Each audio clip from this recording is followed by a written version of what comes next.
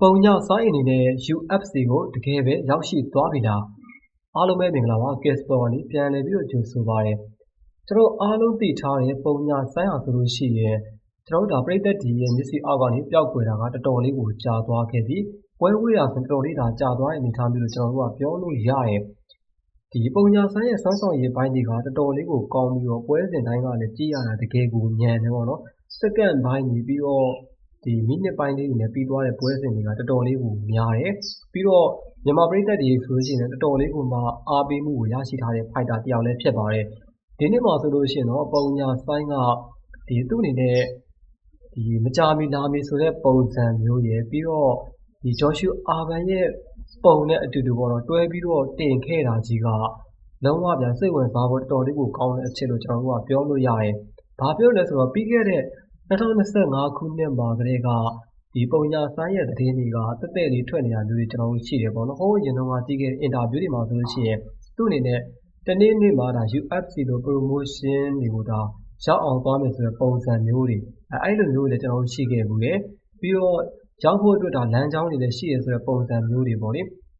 ေဒါပေမဲ့ဒီနေ့မိနစ်ပိုင်းမှာပဲကျွန်တော်တို့ဒီပုံညာဆိုင်ရဲ့သူ့ရဲ့ option page ကနေတင်ခဲ့တာကဒီမကြာမီနာမီဆိုတဲ့စာတန်းလေးရယ်ပြီးတော့ဂျော်ရှူအာဗန်ရဲ့ပုံနဲ့တွဲပြီးတော့တင်ထားခဲ့တာကဗျာတော်တော်လေးကိုမားတာမိုက်တယ်ပေါ့နော်ပြောရမယ်ဆိုလို့ရှိရင်တော့ဒီဂျော်ရှူအာဗန်ရဲ့ပုံပါတယ်ဆိုတော့ဂျော်ရှူအာဗန်ကကျွန်တော်လက်ရှိမှာ UFC Flyweight ရဲ့ champion UFC မှာရှင်ပြိုင်ထိုးသက်နေတဲ့ fighter တယောက်လည်းဖြစ်ပါတယ်ဆိုတော့ဒါပုံညာဆိုင်ကလည်းဂျော်ရှူအာဗန်လိုပဲ UFC မှာဒါနောက်လာမယ့်ပွဲစဉ်တွေက UFC မှာထိုးသက်မယ်ဆိုတဲ့ပုံစံမျိုးတွေနဲ့ဟိုကြိုတင်ပြီးတော့ဒါပြည်သက်တွေကိုအသိပေးလိုက်တာလားဒါလုံးဝဗျာစဉ်းစားဖို့ကတော်တော်ကြီးကိုကောင်းသွားပြီပေါ့နော်ဖြစ်နိုင်ခြေကတော့ကျွန်တော်ရဲ့အမြင်ဆိုလို့ရှိရင်ဒါလုံးဝ80%လောက်ထိပုံညာဆိုင်နေတဲ့ UFC မှာပွဲတွေဒါထိုးဖြစ်လိမ့်မယ်လို့ကျွန်တော်ထင်တယ်တကယ်လို့ UFC ကိုဓာတ်ရိုက်မရောက်ဘူးဆိုရင်တောင်မှဗျာ UFC ကိုတွားဖို့အတွက်လမ်းကြောင်းတွေဖြစ်တဲ့UFC Fight Night ပြိုင်ပွဲတွေအဲ့လိုပုံစံမျိုးတွေကနေဒီလမ်းကြောင်းအရာပေါ့နော်ဒါရှင်ပြန်ထိုးသက်ပြီးမှဟိုတွားရမယ့်ပုံစံမျိုးတွေလည်းဖြစ်ကောင်းဖြစ်လာနိုင်တယ်ဒီတခြား promotion တွေမှာတော့ထိုးသက်မဲ့ဟိုပွဲစဉ်မျိုးတွေတော့မဟုတ်တော့ဘူးပေါ့နော်အဓိကတော့ UFC နဲ့သက်ဆိုင်ပြီးတော့ဒါ UFC promotion ရဲ့ခေါင်းစဉ်အောက်ကနေထိုးသက်ရမယ့်ပွဲစဉ်တွေကိုကျွန်တော်ကတော့ယူဆတယ်ဓာတ်ရိုက်ကြီးဒါ UFC ကိုဒါရောက်သွားတာလည်းဖြစ်ကောင်းဖြစ်နိုင်တယ်တကယ်လို့UFC ကိုဓာတ်ရိုက်မရောက်ဘူးဆိုရင်တော့မဲ့ UFC မှာကစားရဖို့အတွက်ကျွန်တော်တို့ဒါ UFC ဒီ pass ပြိုင်ပွဲတွေဒါ fight night ပြိုင်ပွဲတွေအဲ့လိုပုံစံမျိုးတွေရှိတယ်ပေါ့နော်ကျွန်တော်တို့ဒါဂျော်ရှူအာဗန်လို့ဆိုလို့ရှိရင်အဲ့လိုပုံစံမျိုးကနေတွားပြီးတော့ဒီ champion ဖြစ်ပြီးတော့ဒါ UFC ကိုရောက်သွားတယ်အဲ့လိုပုံစံမျိုးလဲပုံညာဆိုင်ကကစားရင်လည်းကစားရနိုင်တယ်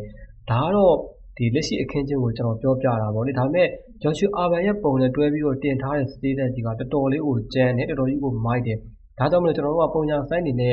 ဒီ UFC ကိုဒါရောက်ပြီဆိုပြီးတော့တချို့ကလည်းဒါသတင်းတွေကတင်ကြရှိရပေါ့နော်ဒါပေမဲ့ကျွန်တော်ကတော့ confirm မဖြစ်သေးတဲ့ခါကျတော့ဒါကြီးကလုံးဝဗျာအတိအကျပြောလို့တော့မရသေးဘူးဒါ80%လောက်ထိကတော့ကျွန်တော်တို့ကဟိုသေချာတဲ့အနေအထားမျိုးလို့ပြောလို့ရတယ်သေချာတာကတော့ဒါ UFC နဲ့ပတ်သက်တဲ့ဟိုပွဲစဉ်တွေထပ်ပြီးတော့ဒါထိုးသက်သွားရမယ်ဆိုတဲ့ပုံစံမျိုးကိုဒါကျွန်တော်ပို့ပြီးတော့မြင်ရတာပေါ့လေပုံညာဆိုင်ဆိုတာကကျွန်တော်တို့ဒီ One Championship ရဲ့ One Warrior Series ပွဲတွေမှာဆိုလို့ရှိရင်လည်းသူကရှင်ပြိုင်ထိုးသက်ခဲ့ဘူးတယ်ပြီးလို့ရှိရင်ဒီတချို့ဗျာမလေးရှားကဒီစတေဒီယမ်ပွဲစဉ်ဒီအဲ့လိုပုံစံမျိုးတွေမှာလည်းအများကြီးထိုးသက်ခဲ့ဘူးတယ်စုစုပေါင်းသူ့ရဲ့ဒီဖိုက်တာဘောမှာထိုးသက်ခဲ့တဲ့ပွဲစဉ်က MMA ပွဲစဉ်ကျွန်တော်တို့9ပွဲထိုးသက်ခဲ့တယ်9ပွဲမှာဆိုလို့ရှိရင်လည်း9ပွဲစလုံးကိုလုံးဝဗျာအပြက်အသက်တွေကြီးကိုအနိုင်ရရှိအောင်ကစားထားတာလည်းဖြစ်ပါတယ်ဆိုတော့9ပွဲတို့9ပွဲနိုင်အဲ့ record ကတော်တော်လေးကိုကောင်းတယ်ပေါ့နော်ပြီးတော့ဒီ body တိဆောက်တဲ့အပိုင်းတွေပြီးတော့နှင်းမြန်ဖြတ်လက်တဲ့အပိုင်းတွေ power ပိုင်းတွေကစားပုံညာဆိုင်မှာကတော်တော်လေးကောင်းတာကိုကျွန်တော်တို့ကတွေ့ရတယ်အဲ့အချက်လက်တွေအဲ့ record တွေကိုကြည့်မယ်ဆိုလို့ရှိရင်တော့ဒါ UFC ဘက်ကလည်းပုံညာဆိုင်ကိုဒါအကြိုက်တွေ့ကောင်းတွေ့နိုင်တယ်ပြီးတော့ဒီဂျော်ရှူအာဗန်ကလည်းလက်ရှိမှာ flyweight တန်းမှာဗျာ UFC မှာဆိုရှင် champion ဖြစ်လာပြီပုံညာဆိုင်ဆိုတာကလည်းကျွန်တော်တို့ဂျော်ရှူအာဗန်တည်ရှိရာမြန်မာနိုင်ငံက fighter တယောက်ဗျာလုံးဝအရေးသွေးကောင်းတဲ့ fighter တယောက်ပေါ့နော်ဆိုတော့ဒီဂျော်ရှူအာဗန်လိုပဲပုံညာဆိုင်ကလည်းတကယ်ကိုမှလက်ဆောင်ထက်လာနိုင်တယ်ပြီးတော့ပြည်သက်ဖန်ကလည်းတည့်ရတိုင်းနဲ့မြန်မာဖန်တွေကအရန်ကိုတောင်းတင်းတယ်ပေါ့နော်ဆိုတော့အဲ့အချက်တွေကိုကြည့်ပြီးတော့ UFC ဘက်ကလည်းပုံညာဆိုင်ကိုဒါအကြိုက်ကတော့တွေ့မှာပဲမကြိုက်ပဲနေရတော့မနေဘူးပေါ့နော်ဒါကြောင့်မလို့ပုံညာဆိုင်နေနေတာ UFC ကိုဒါရောက်ပြီလားဆိုတော့ဟ အပေါ်မှာတော့တော်တော်လေးကိုဒါကျွန်တော်မျှော်လင့်ချက်တွေတော်တော်ကြီးကိုကြီးကြီးမားမားဖြစ်လာခဲ့ပေါ့နော်ဟိုရောက်ပြီဆိုလို့ရှိရင်တော့တကယ်ကိုမိုက်တယ်ဘာဖြစ်လဲဆိုတော့